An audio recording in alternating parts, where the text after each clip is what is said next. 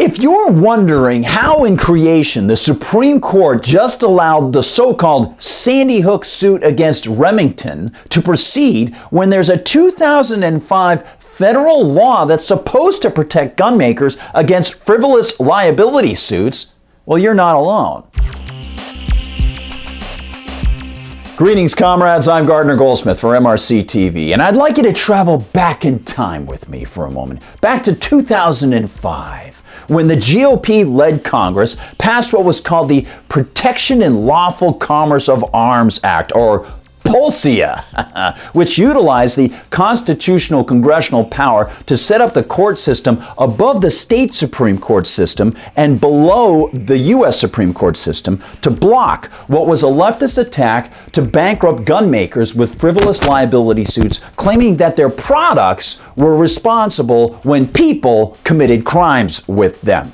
Now, consider the disturbing fact that on November 12th, the Supreme Court of the U.S. allowed to let stand a Connecticut Supreme Court decision from March that allows a liability suit brought by representatives of 9 Newtown, Connecticut estates against Remington Arms, the maker of the AR-15 Bushmaster rifle, to continue. Now, how is it that in the face of the 05 POLSIA Act, the D.C. Supremes would allow a cross-state liability case to attack Remington based in Alabama? Well, it's because it's actually not a product liability case. It's actually a First Amendment issue.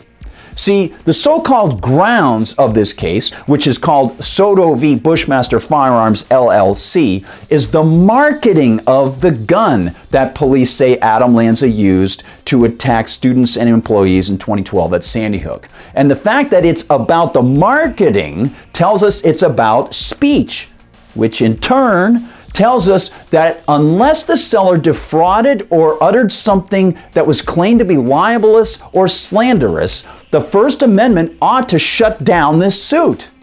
Well, this is where we see how the commerce statutes on the federal and state levels have eroded the First Amendment itself and are being used by excited leftists to attack the Second Amendment by trying to bankrupt gun makers for their marketing. In fact, during a November 12th chat on the tax-subsidized PBS NewsHour, leftist professor Robert Spitzer seemed pretty excited by this prospect. Under Connecticut law, there is a provision that allows prosecution of companies if they engage in marketing and sales practices that pose a direct danger. And this is the claim that the families are going after now, that the marketing of these weapons was manifestly oriented around the idea of their destructive capabilities. But again, unless it is fraudulent or libelous or slanderous, marketing does not have any direct negative effect on anybody. And this is a gun designed to fire rounds that will destroy the original physics of something. The promotion of the weapon as an effective product is not at all fraudulent or reckless at all. If anything, it gives potential buyers precisely the kind of information they would want. Now, if Remington had said, oh, hey, you know, this gun shoots flowers and starlight, well, that would be more in line with fraud and that would be actionable. But even then, buyers would have to buy the rounds to put in the gun, so you'd pretty much understand what it was all about. But even more important about this specific case is the fact that Adam Lanza didn't buy the AR-15. He stole the AR-15.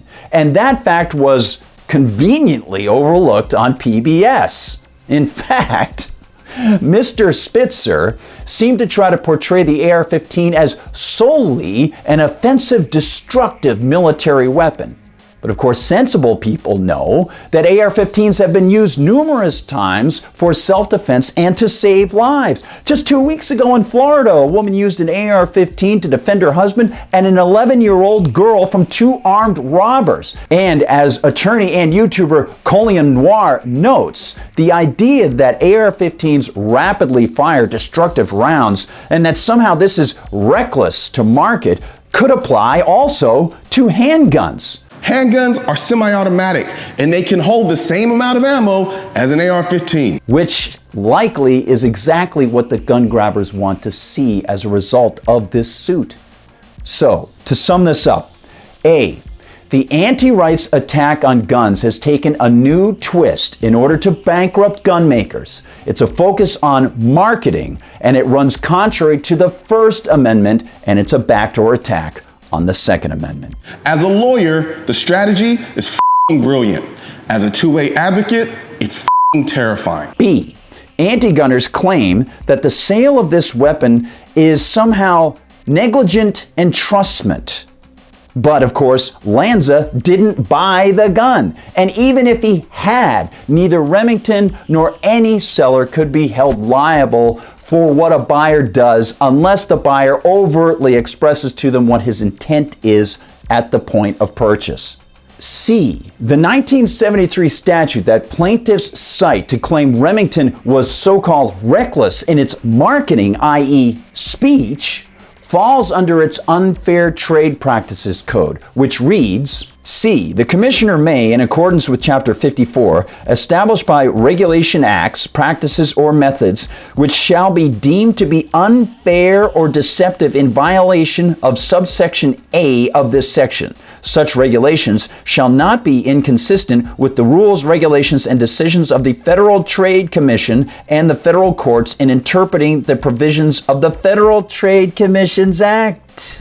And pretty much all of what I just read is an infringement on peaceful private contract based on also unconstitutional federal attacks, which have been made for decades by leftists to undermine the U.S. Constitution and so-called regulate businesses through reckless accusations of monopoly and unfair trade practices. This, I think, is extremely important. In my classes, I try to stress to students what James Madison warned against collectivists using the Interstate Commerce Clause of the Constitution in a way in which it was not designed to be used. As he noted, it was designed to allow Congress to mediate state-on-state trade disputes, not to regulate the sale or marketing or speech of businesses going across state borders. And in fact, the way that they try to get away with this is they claim that a company might be dominant in the market. They might be monopolistic. But a key economic thing to remember is that only companies that are granted state monopoly power are insulated from competition. They're given their monopoly status by the state by law.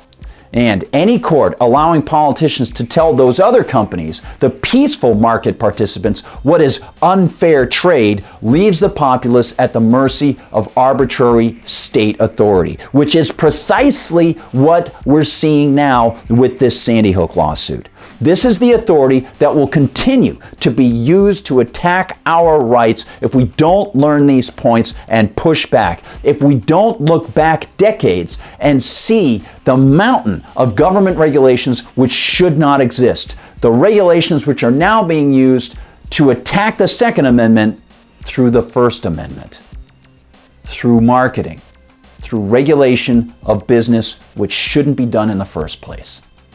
That's why it's important to understand how all of these things work together. That's why it's important to go back, watch the video again, check these things out, look up these things, find out what James Madison said, and then tell your friends. Because if we don't investigate these things and uncover the way that the collectivists have destroyed the fabric of the way that the government was supposed to operate, we're going to see even more of our rights attacked.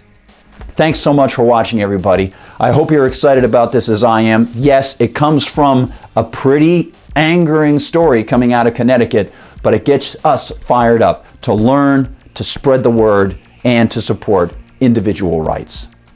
Don't forget to like and subscribe. Head over to MRCTV.org and check out everything that's happening there.